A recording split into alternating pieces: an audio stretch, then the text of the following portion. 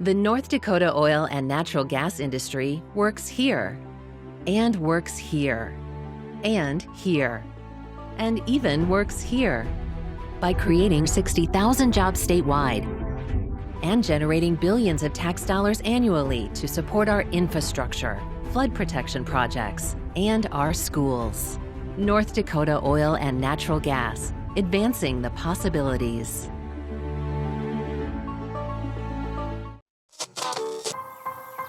You're listening to Plain Talk, the voice of North Dakota politics. I'm your host, Rob Port.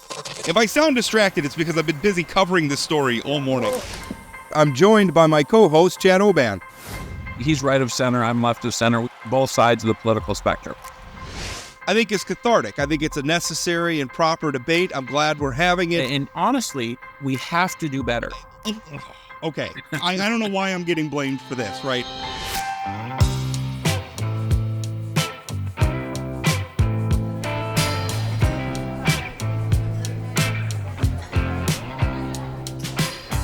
Welcome to Plain Talk. Happy to be with you. We're live from Peacock Alley. They made the decision to have us back again. Yeah, for some reason, there's a bigger crowd this time and a lot more people in suits than the last time we were here. I don't know if it has something to do with our guests or something else. Our guest, Governor Armstrong, and we're going to jump right into it. Wait, I thought I get to ask a question. You want to ask us a question first? This is the question I want to ask. Who has the best record in Major League Baseball? Well, not the Yankees right now. Well, the Mets do by like one game over the Dodgers. It's actually a half a game because the Mets won today. And the Dodgers play tonight. And the Mets have the best record in baseball. That's the answer. And here's the deal. The Dodgers have been playing very poorly, and they're only half a game worse than the best record in baseball. Who has the best record in baseball? Congratulations. Governor, you won April. It's April. You won April. Good job. I was running for governor, and I was in the hotel in Fargo when the Mets reliever threw his mid in the stand, and I texted you both, and I'm like, this is going to be a really long season. Turns out it was a long season, but the right way. Yeah, it was a long season for that guy because he got cut the next day. Yeah. Anyway, we're, of course, we start in with the baseball right away. We could do the whole show about baseball.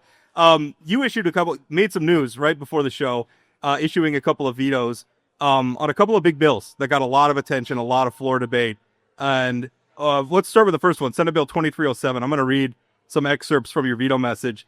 It says, quote, and by the way, Senate Bill 2307, it was the regulation of I've been calling it a book ban bill. I know the supporters of the bill don't like that, but what you wrote here says any individual can complain about any book. Under Senate Bill 2307, if that individual is not satisfied with the response, they could force the library to activate a diverse decision-making committee to reconsider the location of the book in question. If the individual is still unsatisfied, they may request the state's attorney to issue an opinion of the alleged violation. The state's attorney is required to issue the opinion within 60 days. If the state's attorney finds a violation, they now enter a hybrid civil criminal action where they engage one of the two state agencies, the North Dakota Department of Public Instruction or the state treasurer's office, to withhold funding and may prosecute the offending librarian criminally. This is more process power given to an aggrieved individual than anywhere else in the Century Code, more than a criminal victim, a civil plaintiff or defendant, or a fired state employee. That's a pretty strong message about 2307. Walk us through your thoughts on that. That's the process in the bill. Like, I didn't make it up. That's the process in the bill. And it's not, there are valid arguments for the books that the supporters of this bill think should be removed from children's section. To be honest, I probably agree with them on some of those. But the problem is the bill doesn't say that.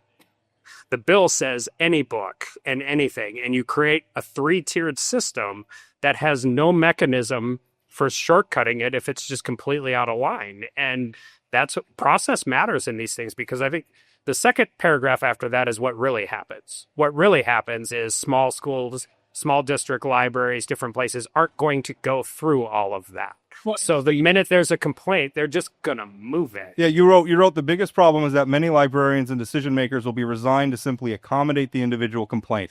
If something is even potentially controversial to some person, eliminating it will be easier than standing up a committee or getting the state's attorney involved. Yeah. I mean, regardless of how you feel about the issue, and I know there was a lot of conversation last year, that process is absolutely untenable and unworkable. Kelly, do you think state's attorneys have better things to do than go down to the local public library and start arresting librarians? Well, and I don't think the people who are racist admit that they're racist when they complain about To Kill a Mockingbird. Right. They write about the rape scene in To Kill a Mockingbird. Exactly. And I mean, the fact that they're racist is irrelevant. And by the way, they could do it from anywhere.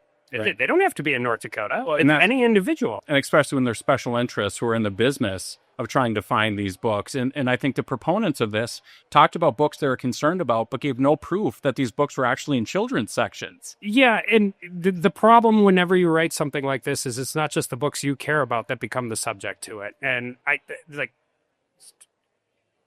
get in trouble. I got in trouble in D.C. for 6 years. I'm kind of a free speech absolutist because nobody's ever figured out who polices the policers.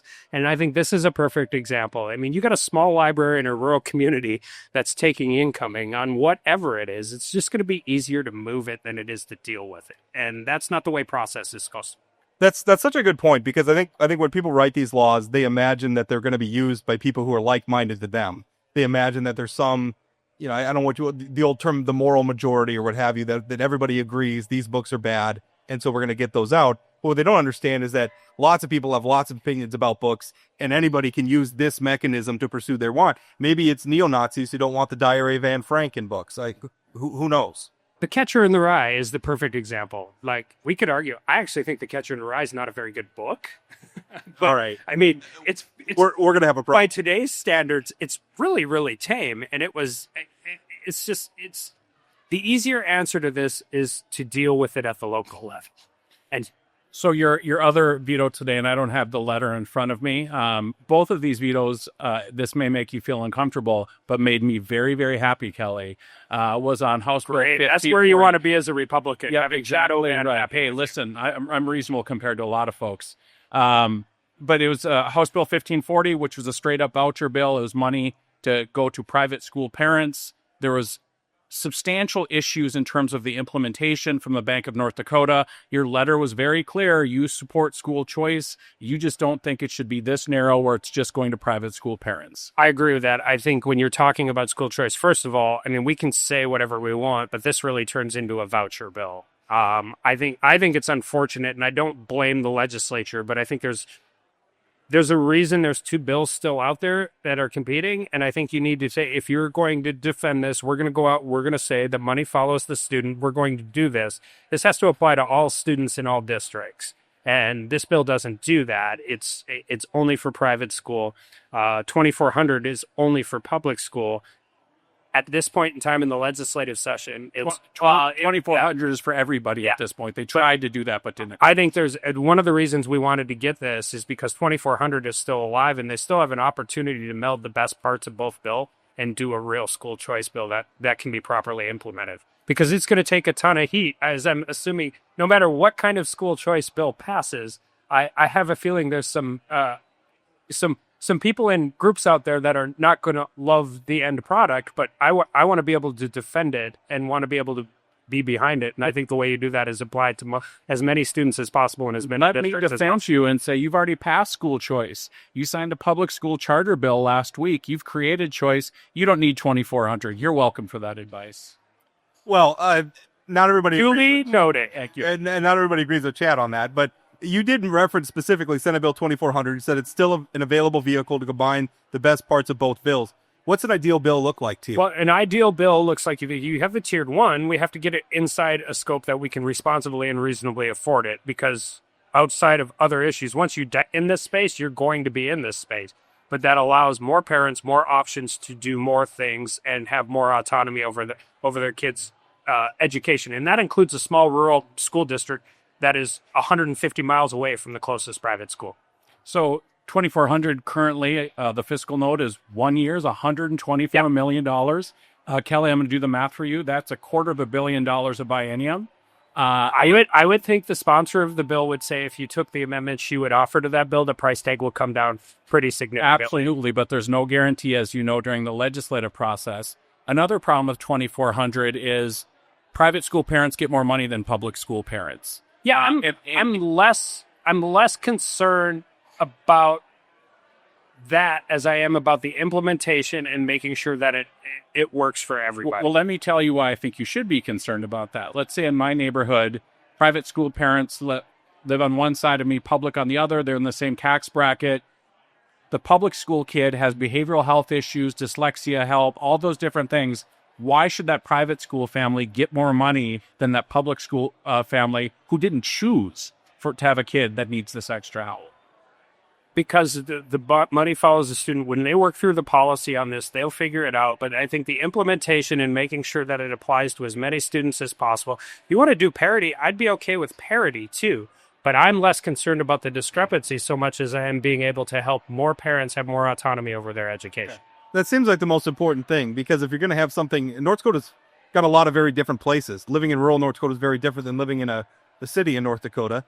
And it seems, I think to your point, the bill's got to work for everybody. I really like the idea of education savings accounts. And I really like the idea of just getting our foot in the door. We can iterate on this in future legislative sessions. I mean, it's got to be good policy to begin with. And I did, and I vetoed the bill, and I stand by the veto. But if you want to hear the best advocacy for this in a meaningful way, you should listen to John Sickler's floor speech. Like, he makes you don't have to agree with it, but it's not a caveman binary argument. We make these decisions all the time in all areas of the legislature and trying to figure out how to better North Dakota's economy. I don't know.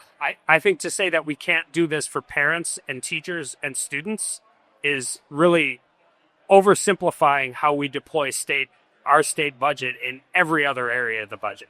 So 2 areas that you've talked about as being priorities. One of those is property taxes.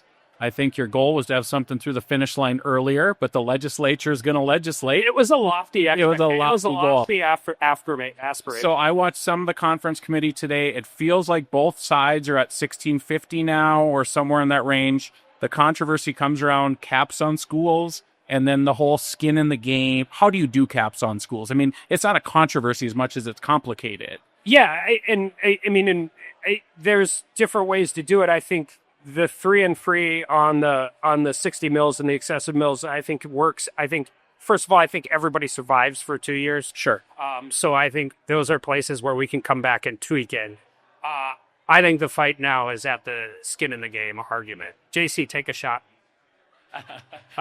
It really is that argument. I think is I honestly think it's untenable for the supporters over the long haul.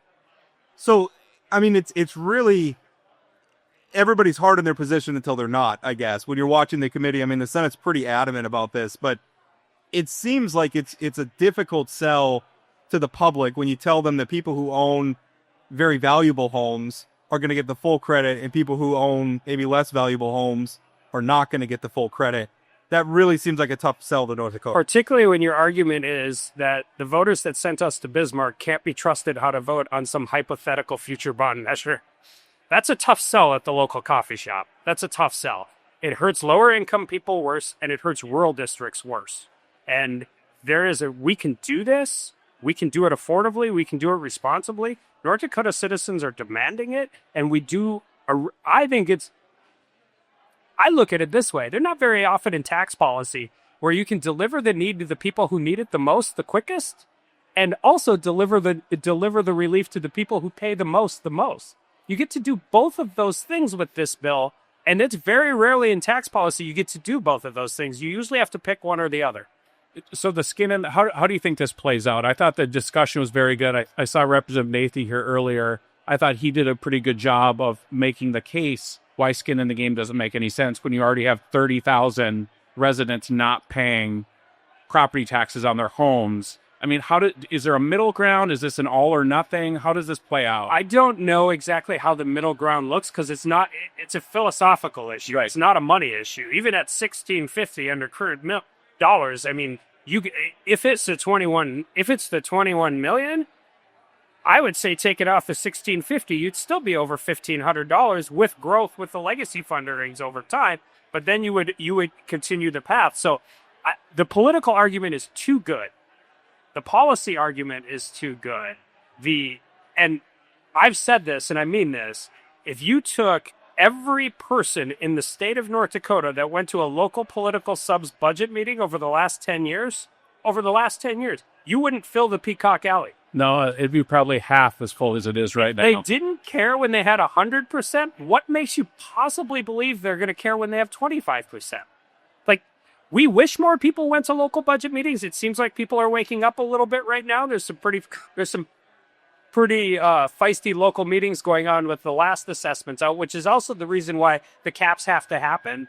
But I don't understand the argument of saying that you have to do this, otherwise some hypothetical future bond measure might pass. If it was a different sort, I mean, just playing, I mean, obviously there's got to be a negotiation here. If there's some give and take, I would really like, we just get rid of the skin in the game thing. I don't think we need it. I agree with you. But if they demand that they got to have something, is there another way that could be calculated instead of saying you can't be more than 75% of the bill? Is there another way to get at that, to maybe give them some of what they want? Or no, because I don't think it's a math issue. I don't think it truly is a philosophical issue. I spent 10 years as a criminal defense attorney negotiating from really bad positions. I think the give and take is prove you can kill it. Prove you can kill it. Prove you're going to go out there and say, I'm not voting for this. Like, I don't know how you do that. When this bill came over from the House and was in Senate, it was Senate Majority Leader David Hogue who came in and sort of dropped the amendments and started the skin in the game debate. Have you had conversations with him since then? Yeah, I obviously went to the Appropriations Committee, and I also want to be clear. We still have, hopefully, not 2 full weeks left to do a legislative process. But if this is the thing we're fighting about right now, we're pretty far along in property. I mean, I know I wanted it early, and I think it helps for the other budget things.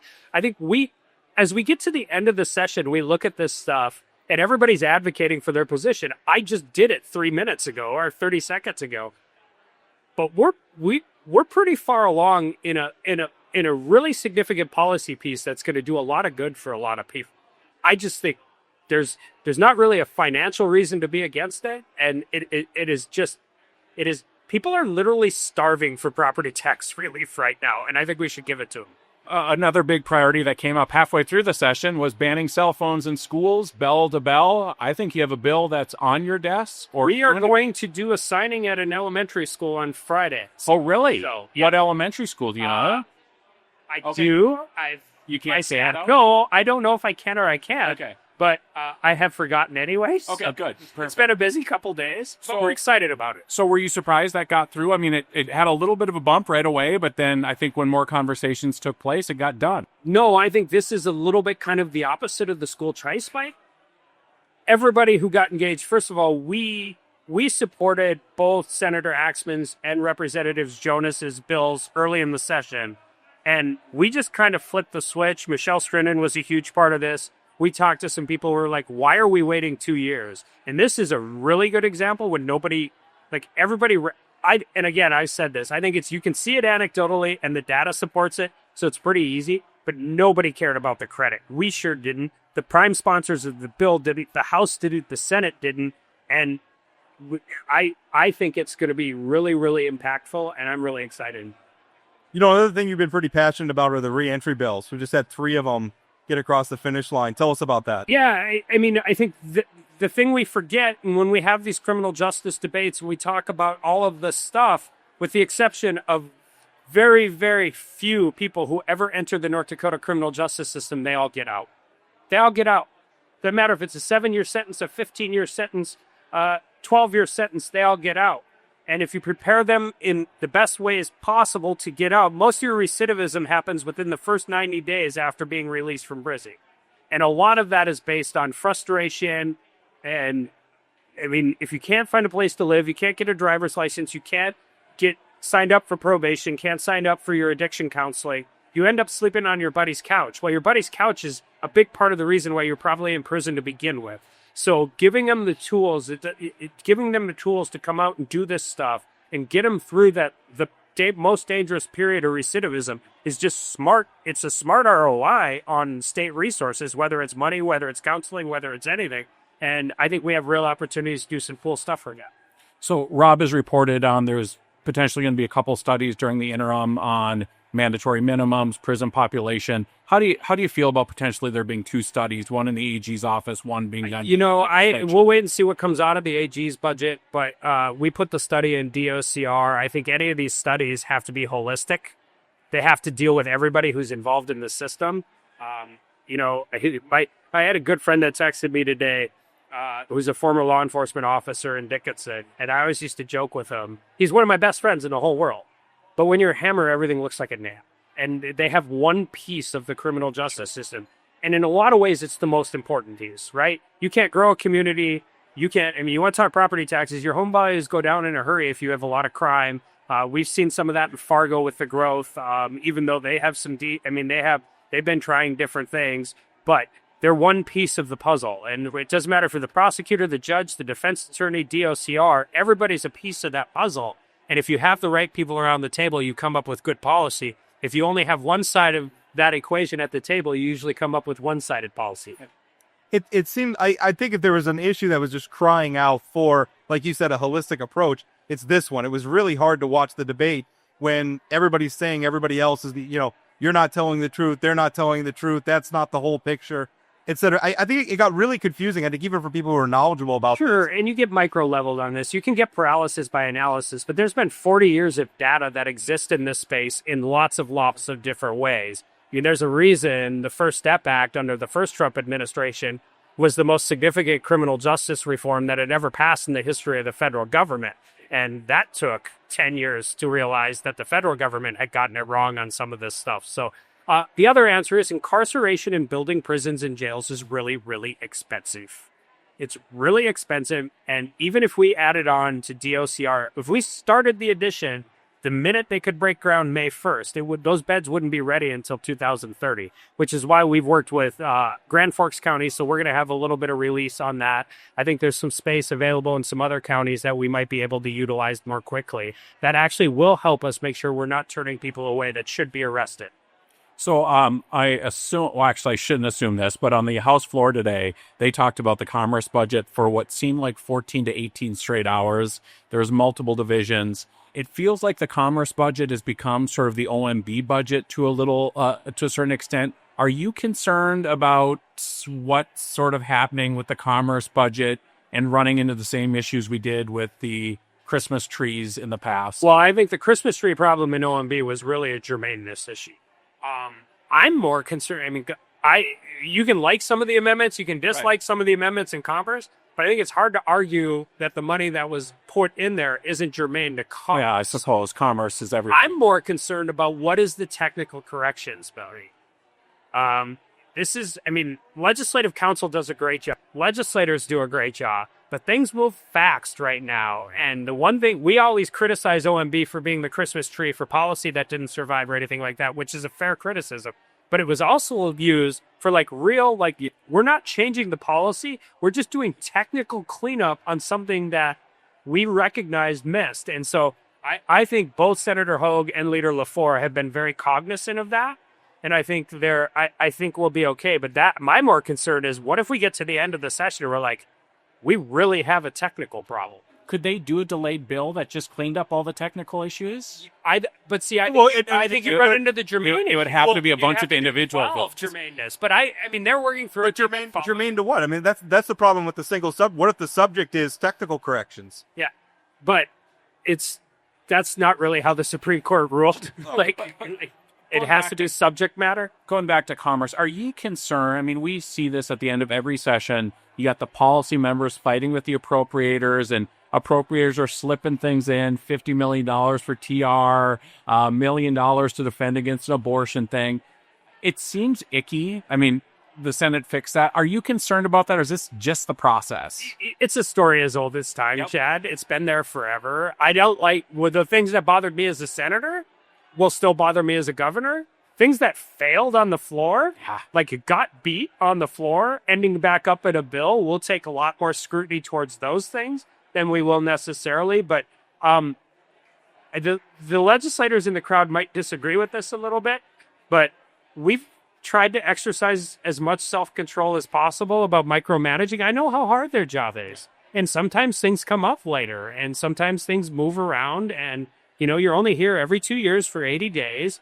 And at the end of the day, if you get a majority vote in both chambers, I don't think the public is the process part of it as much. Now, if you have super significantly detailed micro policy that's never had a hearing, that's where I think you can have bad policy, and we should be cognizant of that. And you don't necessarily understand the unintended consequences. But if they get a majority vote in both chambers, it gets to our desk. I mean, that's how the legislative process works. Last question. You had a meeting recently where you were talking about tech firms, and the quote was that their ideology will change real quick. The idea being that they need a lot of energy. Wind turbines and solar panels can't necessarily provide it. They're going to need some of what we have, whether it's coal, whether it's gas, even oil.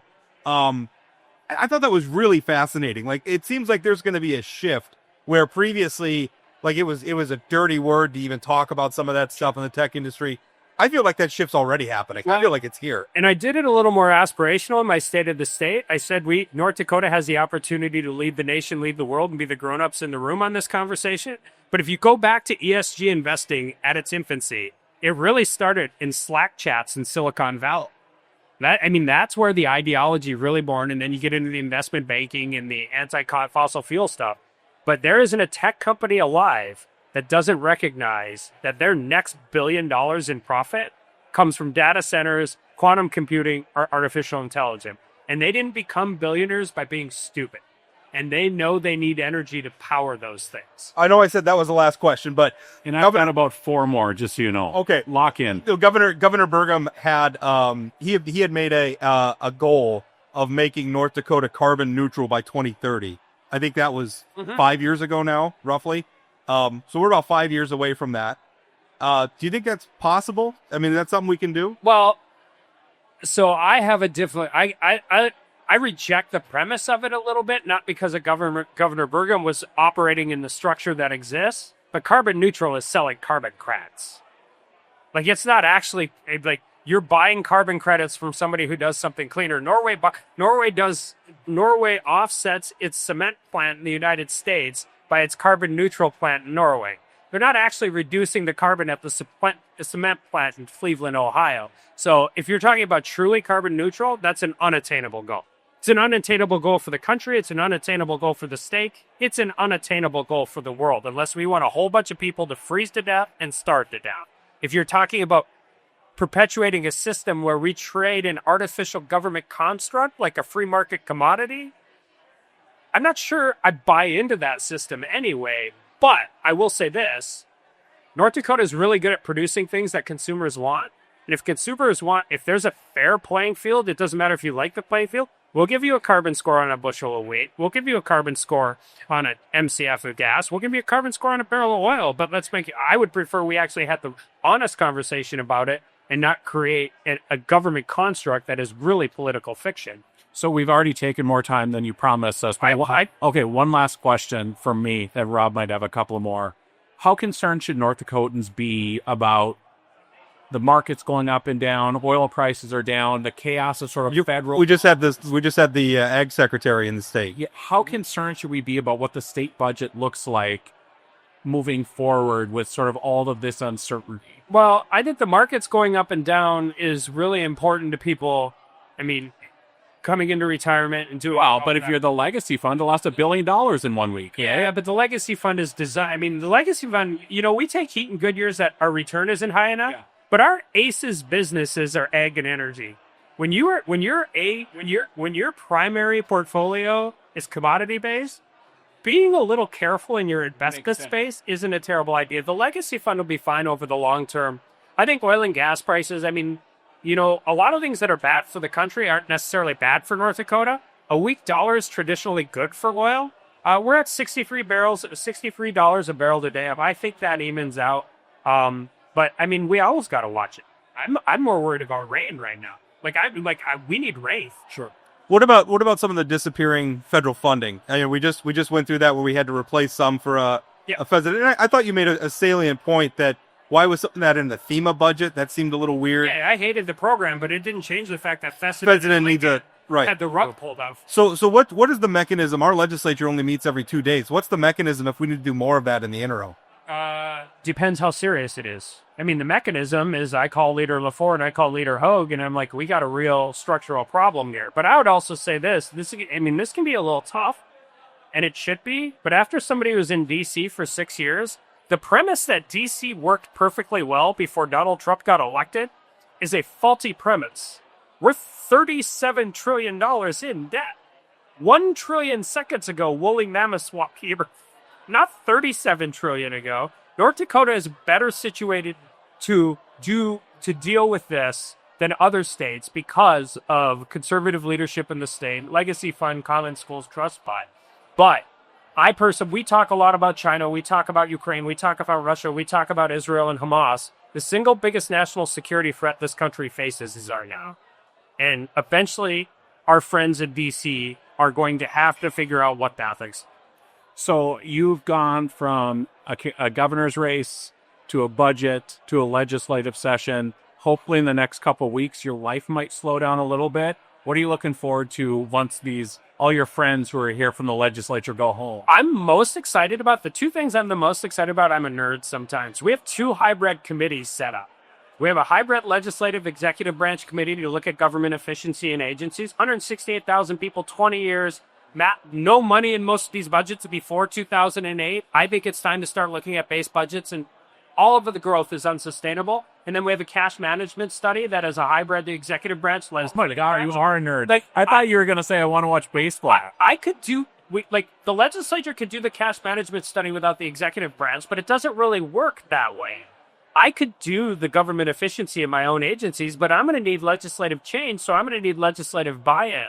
After 6 years in D.C. and not being able to touch policy at a granular level, my 8 to 5 job is going to be really interesting. I think some of my agency heads and my chief of staff might need some sanity brought into them, but I'm really excited about that. And then maybe at a personal level, I get to see my kid play baseball.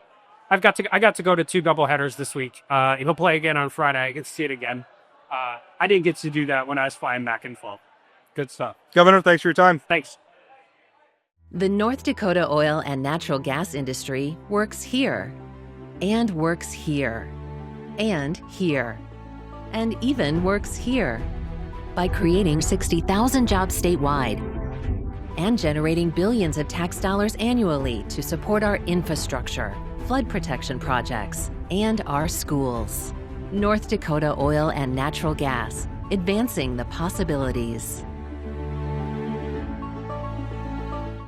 Plain Talk's a politics show, but one organizing principle around the show is that we love North Dakota. And one of the great things about North Dakota, of course, is the people. Chuck Suchy was just named North Dakota's official state troubadour, but I've been a fan of Chuck Suchy since the 90s, for a long, long time when I first heard him. He is an absolute treasure. He is a North Dakota original, and we're very happy to have him performing on the show. We'll be interviewing him right after. So right now, Chuck Suchy. 1, 2, 3, 2, 2.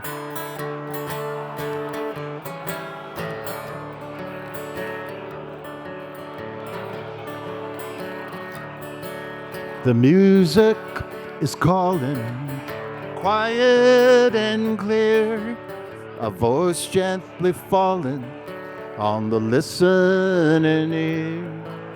It calls from the river, the wind in the tree, calls I know you, do you know me? For I am a dancer, I am a dancer, I am a dreamer, living romance. I am all ages, timeless I be. I am Dakota, will you please dance with me? Dance, Dakota, far as you see. Dance and the spirit renew. Dance, Dakota, long may we be. Dancing, Dakota, with you.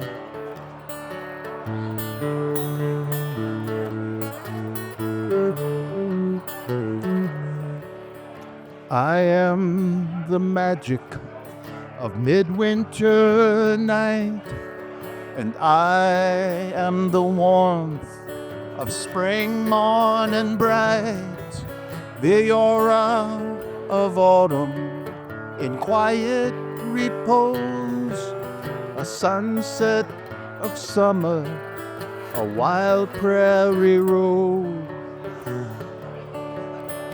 I've been dancing thousands of years, many for partners.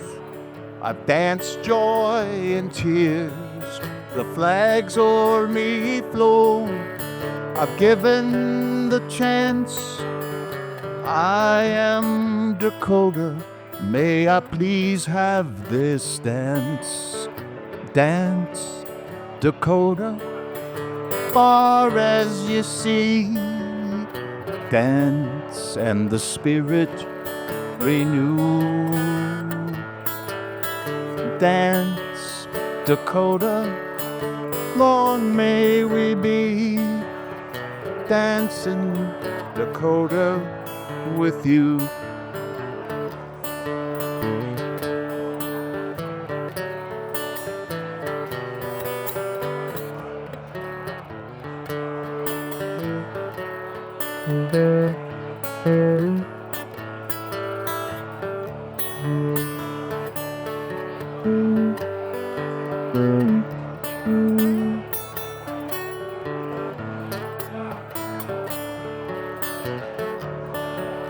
I dance with the sun, I dance with the rain, I dance with the ones who come home again.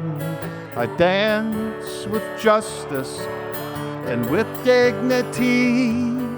Oh, I am Dakota, will you please dance with me? Dance, Dakota, far as you see. Dance and the spirit renew. Dance, Dakota, long may we be. Dancing, Dakota, with you. Dance, Dakota, long may we be. Dancing, Dakota, with you.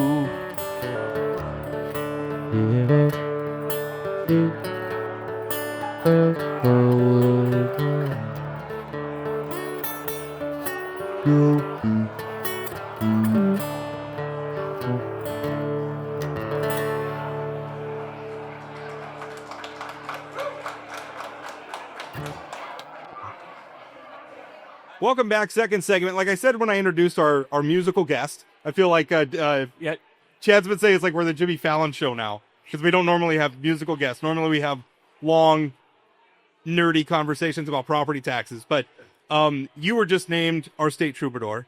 And a little bit of background, born in Mandan, working farmer. You've had this musical career as well, spanning decades. Your albums, Much to Share, 1986, Dancing Dakota, 1989, my personal favorite, Dakota Breezes, 1993, on and on. Great music, wonderful. Let's talk about the troubadour thing.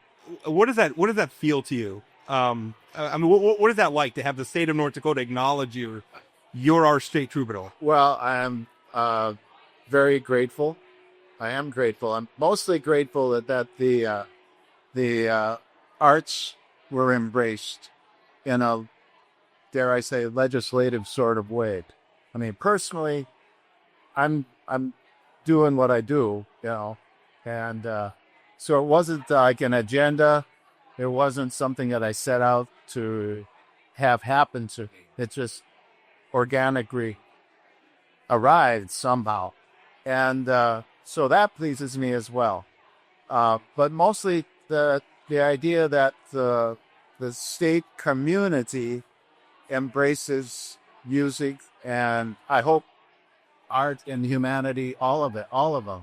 And because just in my own career, I guess, I felt lucky that I started playing in a time when there were places to play, for one thing.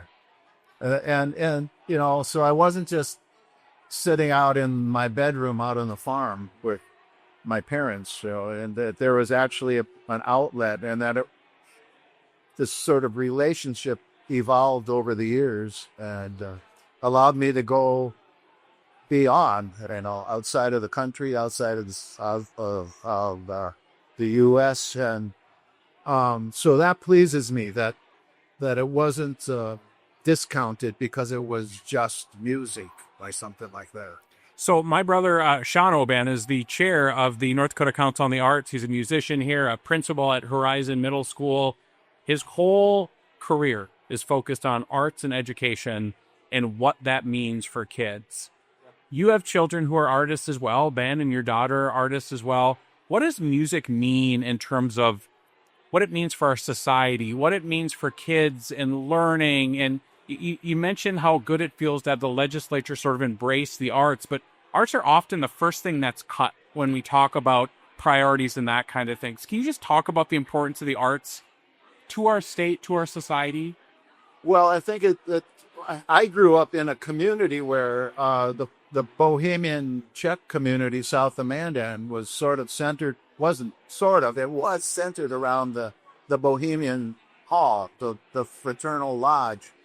There's actually a great song, if I could play. Saturday Night at the Hall is a fantastic song about that, by the way.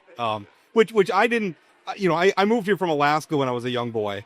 So, but that, I have still had moments, even though I wasn't of that generation per se, I've had those moments at a family reunion or you're just out, the sun's going down, you have that sort of golden hour, there's live music playing, people are dancing, some people are having some beverages, and it's just a beautiful, that song captured that so perfectly. It gives me chills every time I hear it. It's such a wonderful memory that I connect with. Thank you. Well, it sort of encapsulates my upbringing. I mean, as a little kid, there would be, we'd go to dances at the hall. And so it was this inclusiveness of, I often said, everybody's out on the dance floor doing the best they can with what they were given. If you can't do a polka, just do a fast waltz. Some more than others. Yeah, there's a line in the song. If you can't do a polka, just do a fast waltz. Yeah, well, Saturday night at the hall. I stole that from my neighbor, who was kind of my mentor into aging, Billy Adams, and he was an accordion player too. And when my wife Linda and I married, I took her to one of our first dances at the hall, and so of course all the guys were dancing with Linda. And Billy was dancing with her, and she said to Billy, "Well, I don't think I could do the polka." And he said, "It's just a fast waltz." And that was the inclusiveness and the embracing of the arts into just everyday life. And so that's what I was fortunate enough to grow up with. And us little kids, we'd be tearing around the dance floor, but I found myself more and more sitting on the edge of the stage, feeling the beat and watching the joy and the sweat of the musicians who were making the music. And that really drew me in. And that's what cemented, and still does to somebody, cements the community together. And that's the importance, I think, in answer to your question, of the arts and the humanities, where we learn that we have a story and that it's important. Yeah. And I just read a thing about, it's not who we are, it's not what we are, it's that we are. Right. And and I find like going to a concert and having that communal feel of everybody feeling that same kind of joy and going through something and experiencing something as a group of people does make me feel like I'm part of a community, right? I mean, I think we live very isolated worlds, and the arts can bring us together. The writer, David Brooks, commentator, and he has a little essay he wrote about poetry. And I learned this because I recite it to myself almost daily. The poet has special responsibility as society's seer, one who grasps the eternity in the present and sings to others about their own divine voice within. And I just love that. I love the idea of the eternity in the present, but that this is an eternal moment right here. Right now. And also the idea that everybody has a divine voice within. If they are, I should say, not if they are allowed, if they allow themselves a chance to listen to. You know, years ago, I was invited to Minot State University to sit on a panel, and they were having a discussion about, you know, because when it comes to higher ed, it's very, very expensive. It's expensive for the students. It's expensive for the taxpayers. And there's a lot of pressure sometimes to really focus the higher education experience, you know, at the time, STEM, science, technology, engineering, mathematics, and really focusing on giving the kids skills so they can make a good living coming out. Of course. And that's important. I don't want to discount that at all, especially given what we're charging the kids to go. They better be able to get a good, you know, make a good living out of it. But the premise was, you know, should we kick Shakespeare out of the academy? I think that was the title of it.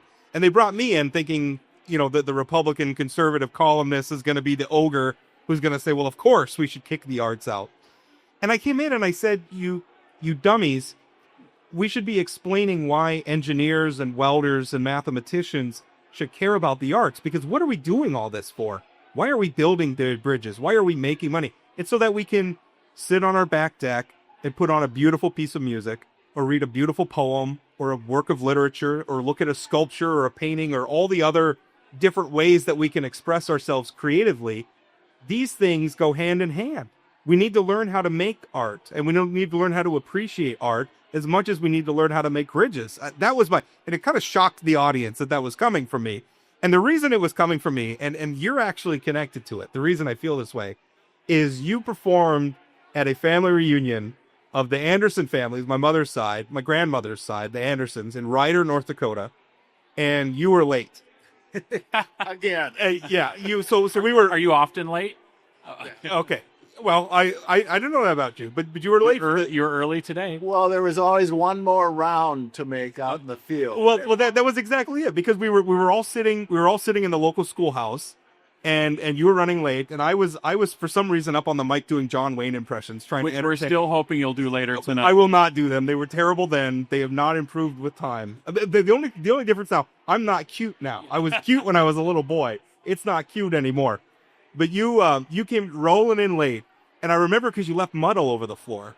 You had mud on your boots. Like, you would come straight out of the field, and you went straight up. You were sweaty, and you performed, and it was beautiful. And I remember thinking, here's somebody who works hard, you know, with their hands. They're out, like, making a living from the soil that still has art. And that, for some reason, connected with me. And I have carried that these are not separate worlds.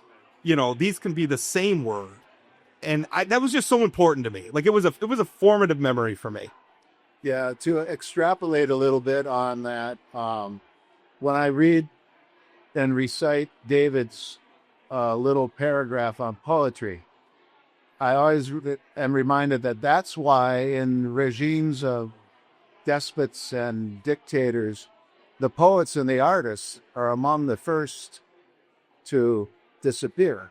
And you can look up the poets of Myanmar, and it's just very sad what happened during the coup a couple of years ago there with the poets and the artists.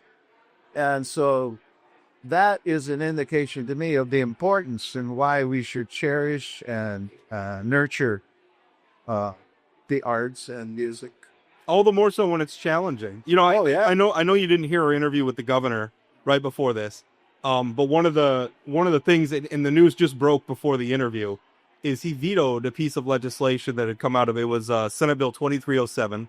I've been calling it a book ban bill. I know the supporters of the bill don't like that, but essentially it introduced a criminal process where people who don't like a book in a library could essentially pursue criminal charges against a librarian. And one of the reasons I think that legislation offended me so much is because what is the point of protecting the arts and everything if we can't protect books that make you mad, whatever they are, whether you're a liberal or a conservative or wherever you are in the broad spectrum of culture that exists in our communities? If we're not protecting the things that offend us, and what are those protections for? So I was his veto message. You may enjoy it if you read it. Got goosebumps. Yeah, but I mean, I think it connects to what you do as well, like how important it is to protect this, because some artists make things that make people mad. Sometimes it's a nice song about Saturday night at the Hall that everybody can get behind. Sometimes it's really challenging subject matter that's hard, like it's a poem or a book or an article, a news article, frankly, which is what I do for a living. If we're not protecting that challenging stuff, what are we doing? I went to a one-room school for my first 8 grades. And I remember, I think I was in maybe the 4th or 5th grade when our county had a vote on whether or not to raise our taxes a little bit, God forbid, to have the bookmobile. And I remember 2 of our neighbors, husband and wife, and Bob was on the school board, and very just old school Republican, conservative, good folks, like most of the folks that in my neighborhood. But they showed up there. Bob showed up the next day, and he said it passed. And he said Ann and I went out and canvassed the county, for days, convincing people why this is important, that our little 18 students at Little Heart Opportunity have access to a whole nother world out there, to enrich our kids. So that's I didn't know about the governor's veto, but I'm really tickled to hear that. So let me ask you about, why'd you stay in North Dakota?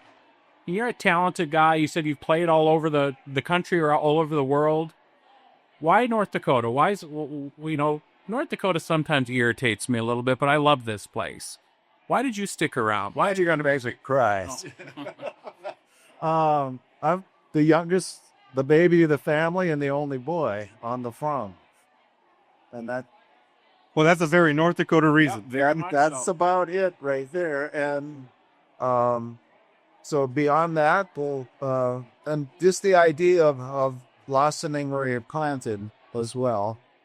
And I had really good English teachers in high school, and especially my I think she was a sophomore English teacher, Miss Henkemeyer, wherever you are, on Gore. And she just said, don't cry. You got good words. And on graduation, she said, I won't be surprised someday when I open up a book and it says author, you. Well, that hasn't happened, but the songs that happened. The power of a teacher. It's amazing what those teachers know. I had a in junior high, I was in AP English, but I was a punk sitting in the back who just liked to argue about everything. I spent a lot of time out in the resource center, and not in the class, because I had a hard time with classrooms.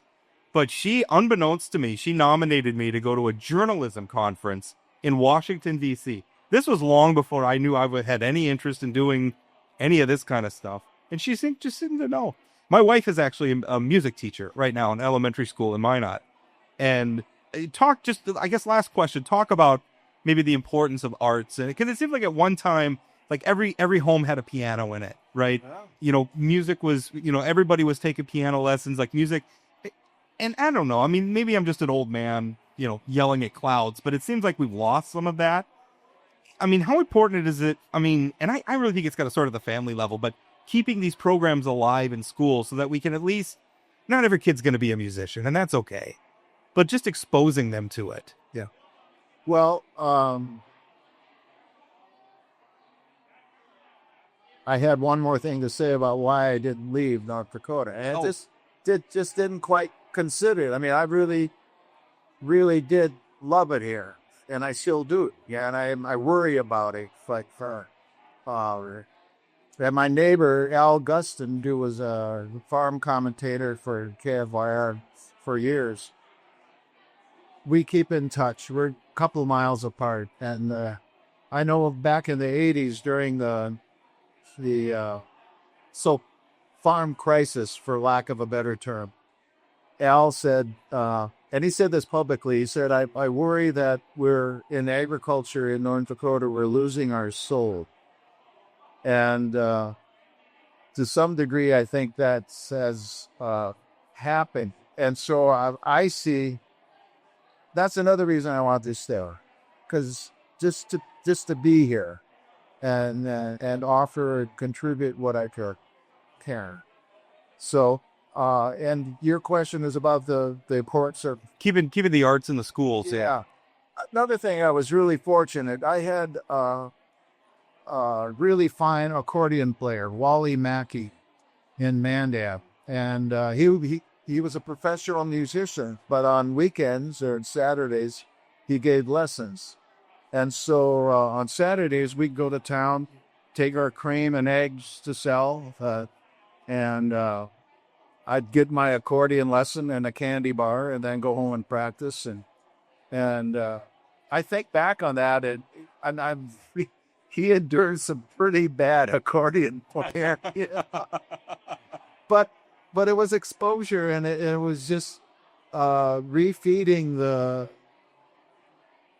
beauty of the concrete that arts offer. And so, and I also had, in the schools, we had Ernie Bohr, he ended up being the head of the North Dakota Republican Party after he retired from teaching. But it was just this richness. So the school music programs to me were just, that was just everything. And I competed in athletics as well, but it wasn't like music was a nerdy thing. And so I'm so grateful. And what a lucky guy. Well, I think we're grateful as a state that you stayed. I feel like you've enriched our state. I feel like some of our state's history has been expressed and preserved in your art. And state troubadour, just a wonderful thing. I have one more comment. Okay, love it. There were singers and dancers here long before the Schmidts and Sukis came over the hill. And so to my brethren who cherish this place maybe even more than I do, or know it deeper than I do, I offer them gratitude as well, and hope that I share and that they feel kin to this troubadour title. Well, we're grateful you're here with us today. This was really super fun. People, good. It was fun. Thank you so much. Thank you. The North Dakota oil and natural gas industry works here, and works here, and here, and even works here, by creating 60,000 jobs statewide and generating billions of tax dollars annually to support our infrastructure, flood protection projects, and our schools. North Dakota Oil and Natural Gas, advancing the possibilities. Welcome back. Third segment of our second live show, which this was an absolute blast. Thank you so much to Peacock Alley for hosting us again. And we got more in the works. In fact, Blue Rider Bar in Minot actually commented on our TikTok asking when we're going to come do a show. Yeah, pretty bold ass asked me to come up to Ward County to do a live show. Wow. What do you got to get to Ward County? Nothing. Ward County's a nice. Minot's a nice place. Yeah. Okay. Our politics are a little sometimes. I should be careful who's in the room as I'm taking shots. At Speaking of people in the room, there's a table down there where Ryan Taylor, Shane Gettle, and Pat Finken are having a conversation. I kind of want to be at that table. It's like the whole political spectrum of North Dakota in one conversation. They're not even listening to us. They're not. Well, who would listen to us? I mean, there's nothing crazy going on down No there. kidding. Yeah. So, first of all, Chuck Suchy is just an absolute. I don't know how familiar you were. I was not. I mean, obviously, I'm aware of Chuck Suchy. I'm a Bismarck Nandan guy. Grew up here. More familiar with his son Ben, quite frankly. He was a musician around town. That was incredible. It was Matt's idea to have him on, but the minute he said that, because I have a personal connection. I mean, on my own, he doesn't know me from Adam, but it was. I've loved his music. My grandmother, my grandmother was very influential for me on music. She introduced me to a lot of like the outlaw country. She was big into like Waylon Jennings, Hank Williams, stuff like that. And Chuck Suchy was somebody she just absolutely adored. And Chuck really appreciated you pointing out that your grandmother is a big fan of Yeah, this. he brought that up. He's like, thanks for mentioning that your grandmother was a fan. But I'm sorry, Chuck. Yeah. Them's the facts. Yeah. Interesting interview with the governor. 2 big interviews right before or 2 big vetoes, I should say. Yeah, what a consequential day to have the governor on the podcast. The 2307 veto I thought was beautiful. I think it's all the arguments that I've been trying to articulate against that bill from the beginning.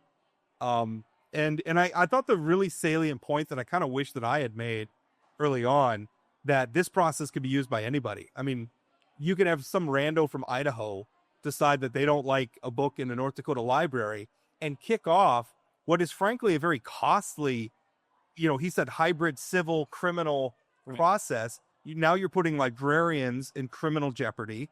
You're putting libraries at civil risk because somebody from out of state has a problem. This is absurd. And that did come up on the House floor as people are discussing it. But we also do have, we know in today's political environment that there are people and organizations who want to cause chaos. These bills are moving forward because there's organizations who want to create this kind of chaos, and there's a boogeyman behind every door. You can't tell me that you wouldn't have these same interest groups filing things at every library in the state of North Dakota, every school in North Dakota. And again, the governor, you and I have talked about, there's a process in place that we can, if you don't like a book that's in the wrong section, talk to your librarian. We can talk to each other. Or your library board or your school. We don't have to run to the legislature to fix all of our problems. Yeah. I thought we were conservatives in this state. Well, it's performative, right? I mean, those groups that you're talking about, they're doing a lot of this now because frankly, if you look at a lot of them, they monetize it.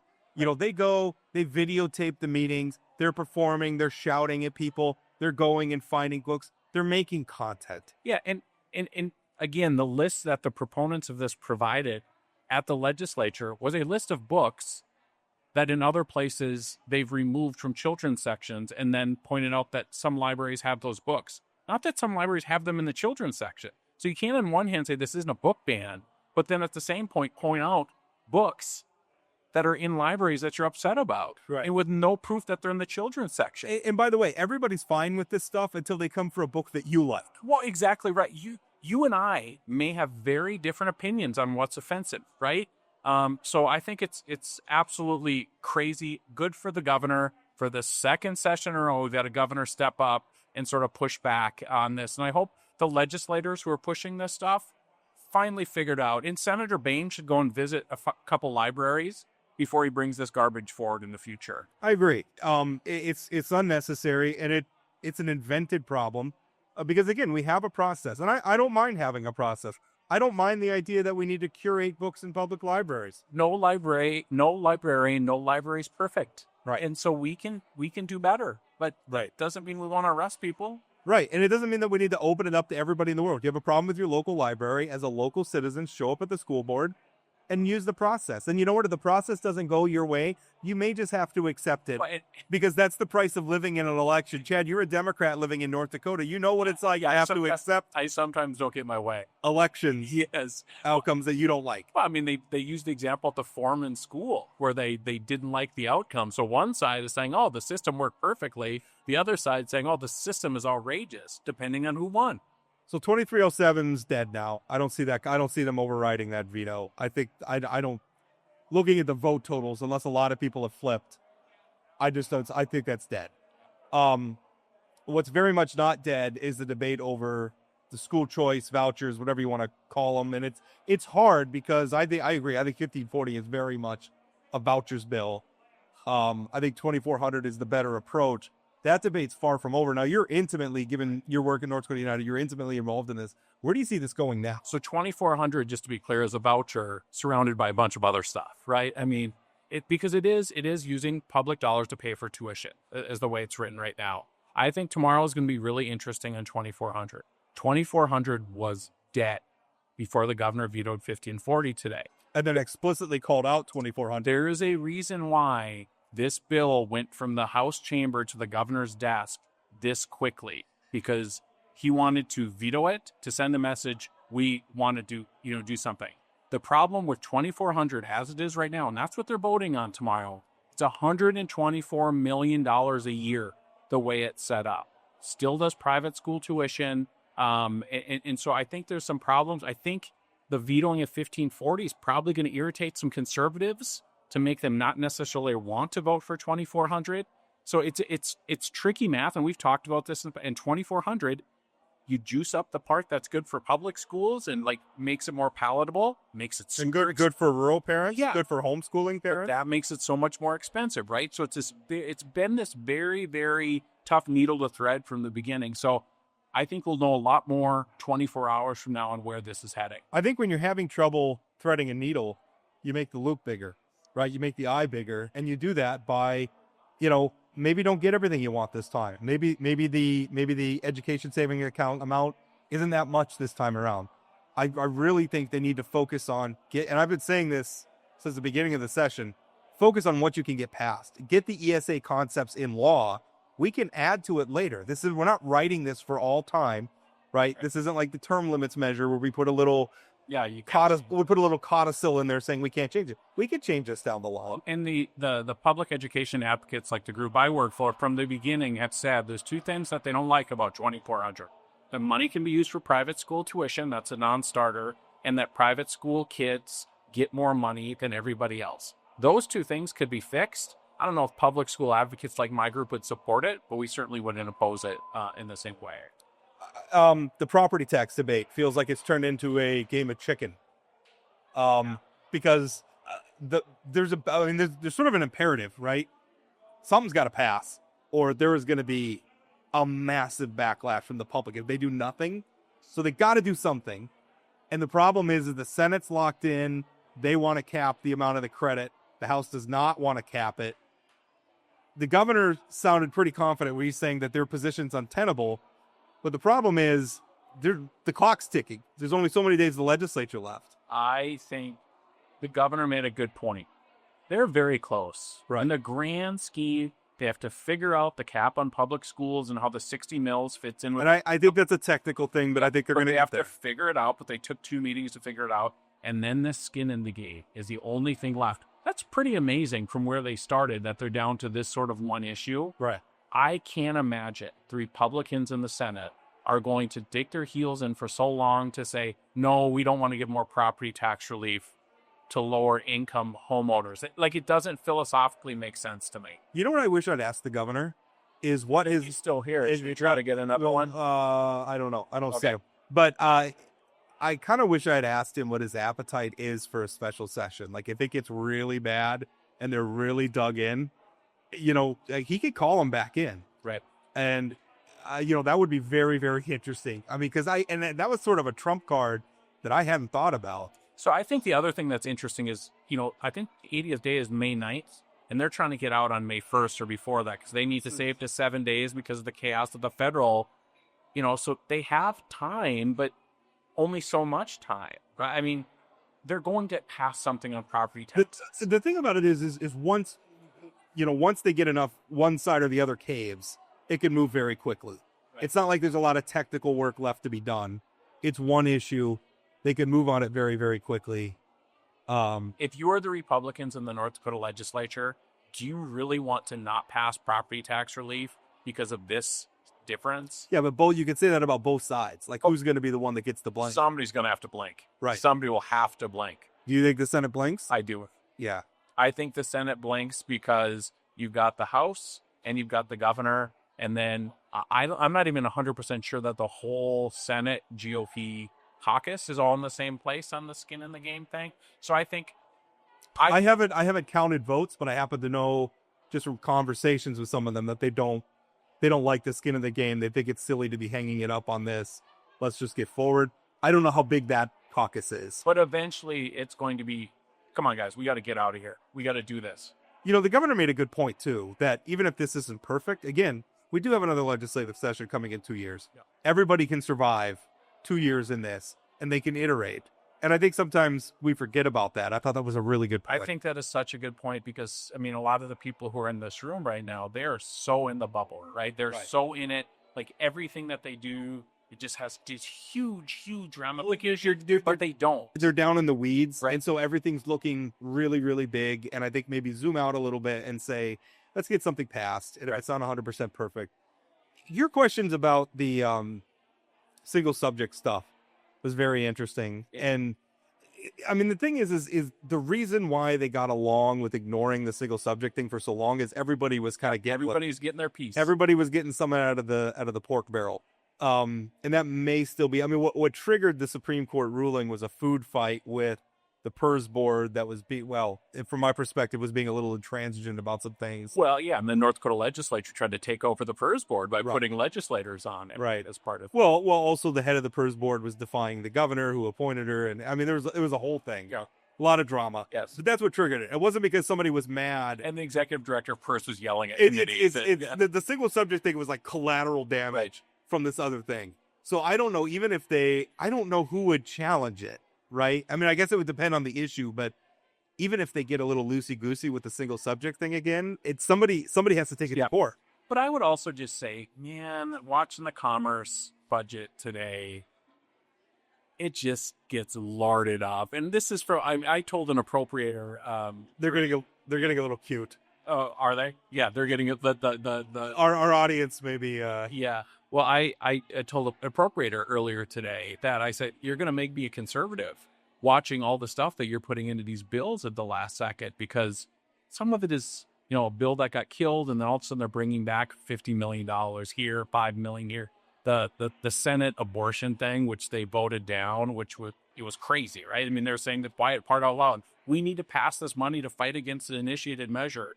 What? Which is, by the way, is explicitly illegal under the law. You are not allowed Saying the quiet part out loud. Right. I think that was a mistake, and I think that's probably why it died. I actually got a text from one of the supporters of that amendment saying, what do you mean it's to fight the ballot measure? And I'm like, well, did you hear the committee discussion? They said it. Because that's what they said. Yeah. I quoted them accurately. I don't know what you want me to do about that. Yeah.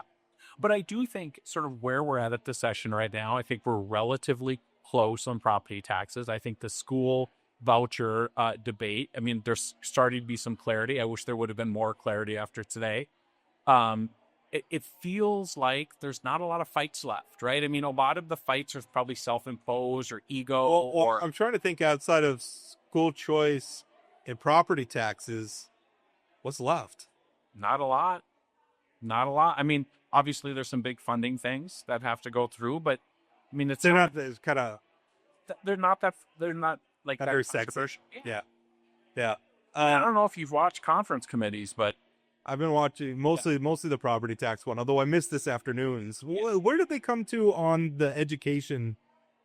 there's still the DPI was going to bring in some scenarios on how to handle the caps, and they didn't get those done. So I think tomorrow. But again, I think to your point, they've got a solution. They just need to figure out how the mechanics work. Just to make sure they program it correctly. Right. And then, well, that'll be very interesting to watch. And then we're off into the interim, and campaign season starts at the end of summer. And how about me asking Governor Armstrong, what are you looking most forward to? And he started talking about 2 interim committees he's working in. What are you talking about? Yeah. No, it's, I think, but that's some pretty important stuff. I especially like, I mean, it kind of gives me heartburn to call it Doge, but there's nothing wrong with one of those, just examining some of these boards and commissions and committees that we have and saying, are these still worth it? Can they be combined? Can they be eliminated? The problem with Doge isn't Doge. The problem with Doge is the implementation. Right. I mean, I think looking at all this stuff makes sense. And I also think, again, at this part of the session, when people are slipping appropriations into bills, and you can see it, the policymaker committee members are pissed. The appropriators are slipping things in. I think we can look at some of that stuff and be like, there's a House member, John Nelson, today. It was like, we have to start thinking about what do we need and what do we want? Yeah.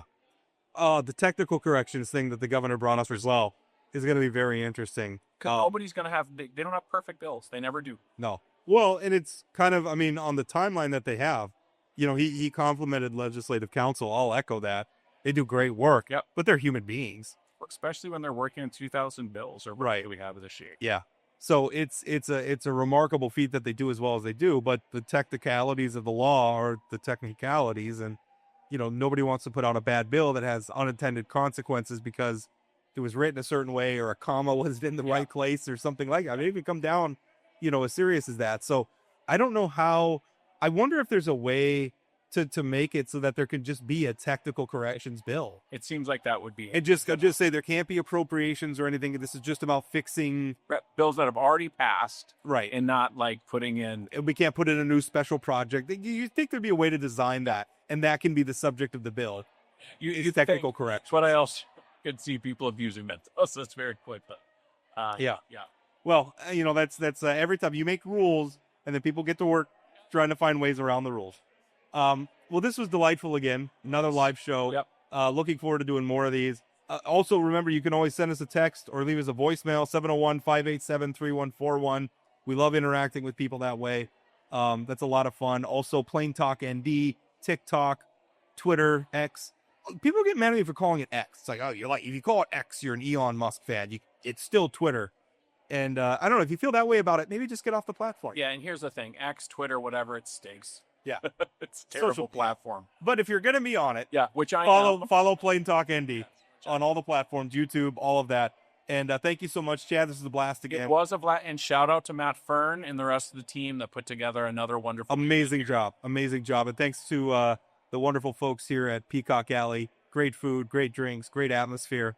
A lot of fun. And let's see if we can get this many lobbyists to come if Kelly Armstrong isn't here next time. Yeah. I think we might have been the pre-party for the Sign Die party. We might have been. Yeah. We might have been. All right. Thank you so much for listening. Thanks, Rob. We'll talk again.